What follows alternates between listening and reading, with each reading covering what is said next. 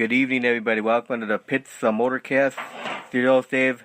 I got Jet Dragster driver Curt Eierdam on the line. How you doing, Curt? Pretty good. How you all doing tonight? Pretty good. And the Jet team's called Jet FX, right? Yeah, that's the name of our team right now. We changed that a few years ago. It used to always be Eierdam Racing. And you drive the Invader, and your brother drives the Avenger. That is correct. So now, what first got you into drag racing? Well, I guess you could say I was born into drag racing. My father, when I was born, he used to run all different kinds of classes. He drove Top Fuel in California and in the Midwest, where we lived out of Chicago. And he used to take me to the drag races and change my diapers in the starting line or in the staging lanes, and and go make a pass and come back, and I'd crawl all over everything and get dirty and filthy, and so it's pretty much been in my blood for forever. Did you just say change your diapers? Yeah, he was a baby crawling around. So now, Curt. I guess he could do that now, but it's not nearly as fun. Okay. So now, Curt, what did you first start drag racing, and what kind of vehicle? Well, I started driving back, I think it was 95, 94. I drove a Jet Funny car back in about 1990, and I didn't like it. It was an old 34 car, and it was real cramped and crowded, and so I decided at that point in time I was not a funny car driver. So you started out Jet car with a Jet Funny car. You never drove any bracket cars or anything like that? No. When growing up, my dad started with the Jets back in '75. So I was 8 years old and working on Jet cars and polishing them and learning how they worked. So I grew up with this. My family's been doing this since '75. So there was no real reason for me to jump into anything other than a Jet. I mean, to be honest, I probably wouldn't know the first thing about doing a burnout. So what year did you get your Jet car license? I believe it was 95. And that was for the Jet Funny car? No, I made about 7 passes in the Jet Funny car when I was learning how to drive and that kind of stuff. But I never went for my license at that point. I decided I didn't like it. So I just continued working on them. Since I was about 16 years old, I was the crew chief of my dad's original J34 Invader.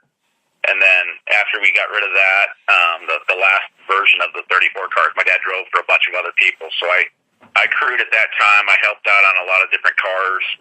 I worked on a bunch of different people's stuff. I worked on everything from the Simple Pleasure car of John Patori's. My dad drove that for a little bit. I worked on the Hustler jet boat of Jim Deese for a while. So I worked on a lot of different things as a mechanic, as a crew chief and stuff. And then when we decided to purchase our own car again back in 93, 94, my dad drove. So I was still crewing for him for a long time. And then, eventually the plan was I was going to start driving. And it was really hard to pry my old man out of the seat. So it took a little bit of time. How old was you when you started driving? So how old were you when you started driving? Let's see, 95, I was probably 30, 33, 32. And how old are you now? 60. Well, I guess if I add it up, I'm smart. I'm turning 40. I'm turning 50 this year, so I'm 49 right now. Okay, so how long's your brother been driving Jet cars? Craig's been driving for 6 years now. 7 years. He got his in 2010. Yeah, 2010. My wife's saying 1995 you'd be in your 20s.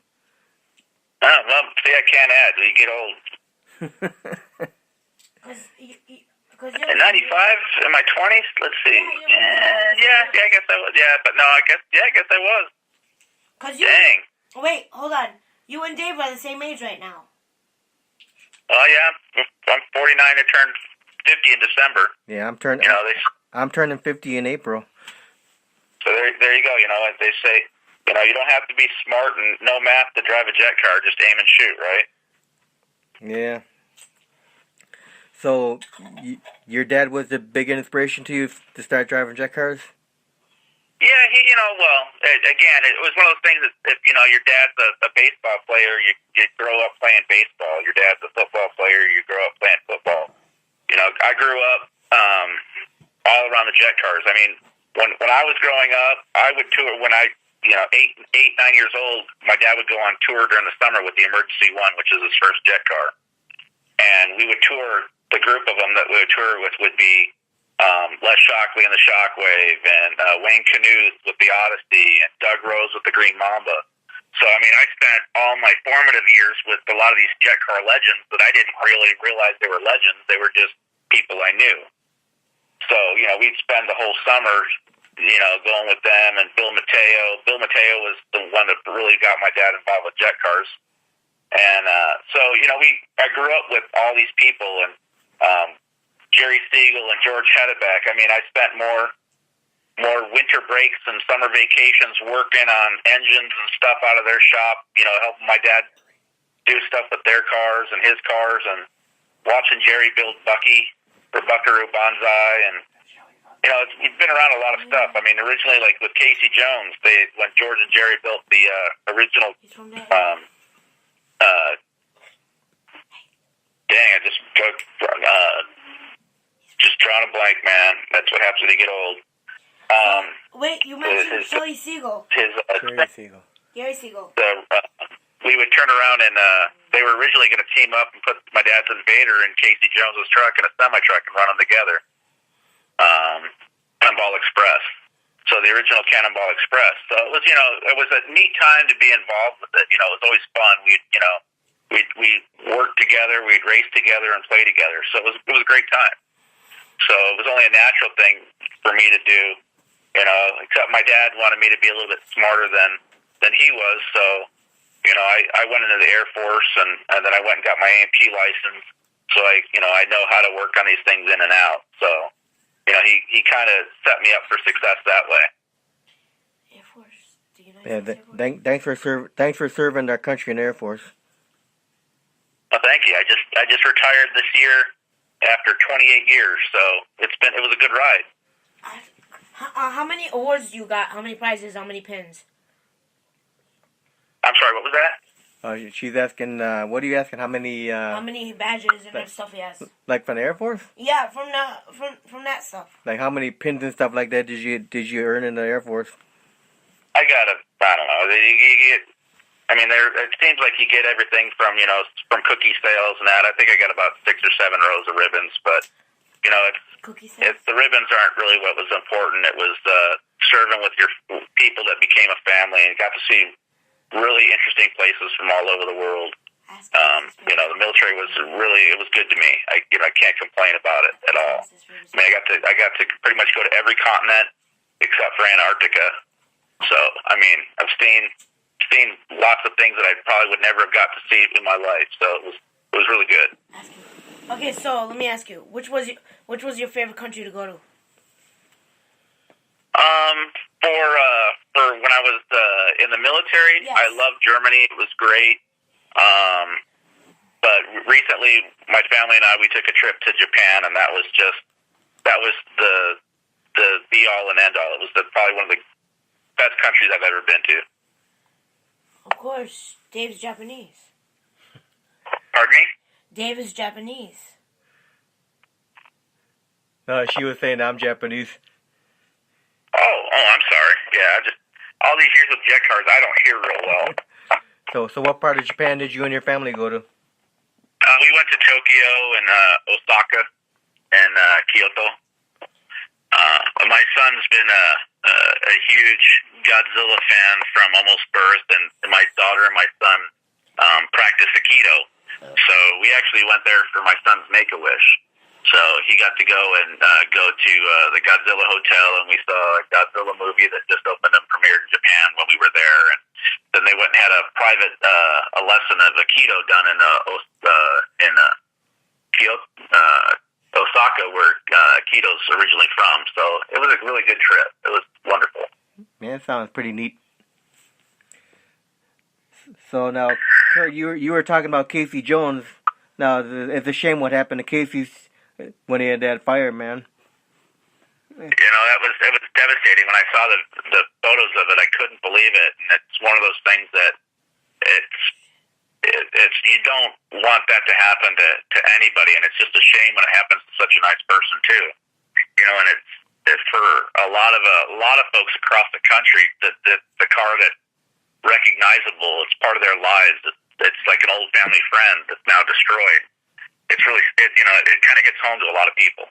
So It's been real sad. Fortunately, him and Linda were safe, and all their little furry babies were okay. And he'll be back out with his wheel stander this year. I think I read something the other day that he's not going to rebuild the jet car, but yeah, I read that too. He'll still be out there with the wheel stander. Yeah, not just one, but 2 jet cars burned up. Yeah, it's always a shame, especially like Casey. That's his livelihood. I mean, that was, for me, for a long time, and a lot of us, we use it as a hobby that we, can, have fun with. But I mean, poor Casey, that was what he was making his living. That was his retirement. That was just went out. It's just a shame. Then you were mentioning Jerry Siegel too. Have you went up against Shelley Siegel yet? No, I haven't. I met her in person the first time 2 weeks ago at the Arizona Nationals. Got to look at the car that Jerry built for her, and she's wonderful. She's a nice person, nicest person you could ever meet. Jerry, of course, he's builds a great car, and they were running really good. It was nice to see him out. It's been a while since I saw Jerry too, so it was good. Okay, so since you've been driving the jet car, who's been your greatest competitor?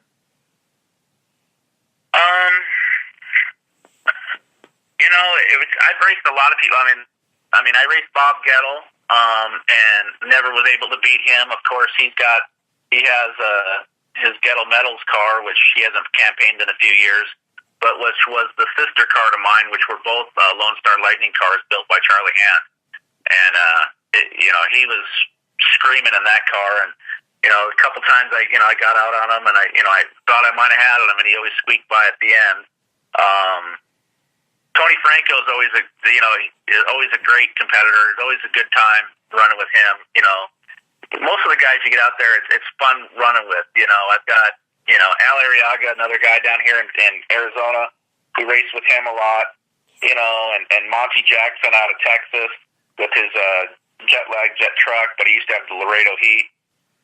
Mark Stevens. You get to be it's a family. You enjoy it. I mean, Joe Zaccaro. A lot of good ones. Out from the East Coast, I got to race with